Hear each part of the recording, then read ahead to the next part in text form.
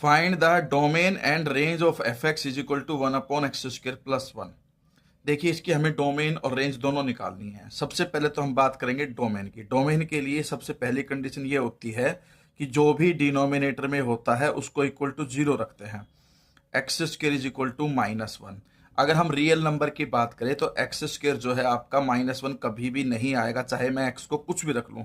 तो सीधी सी बात है, हर एक वैल्यू के लिए ये वैल्यू डिफाइन है, तो जो डोमेन आएगी वो रियल नंबर आ जाएगी, या फिर आप इसको -∞ टू +∞ कुछ भी रख सकते हो। ठीक है, अब हम बात करेंगे रेंज की। डोमेन जब क्लियर होगी, रेंज के लिए आप इस f(x) को y मानो, इक्वल टू में 1/x² प्लस 1, क्रॉस मल्टीप्लाई करो, y(x² plus y equal to 1, y(x² equal to 1 minus y, और यहां से x² की वैल्यू आ गई 1 माइनस वाई अपॉन वाई, यानी कि x की वैल्यू आ गई √1 minus Y divided by √y।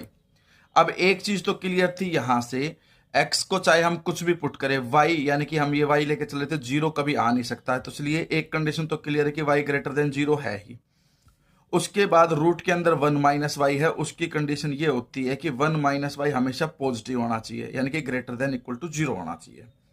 यहां से जो y है वो ग्रेटर देन इक्वल टू -1 आएगा, और फिर नेगेटिव हटाओगे तो ये बीच का साइन बदल के लेस देन इक्वल टू 1 आ जाएगा। लेकिन y की वैल्यू 1 ऐसी है जिसे पुट करोगे तो x आपका 0 हो सकता है, लेकिन x 0 आ सकता है। तो यहां से तो y की वैल्यू आई ग्रेटर देन 0, और यहां से y की वैल्यू आई लेस देन इक्वल टू 1।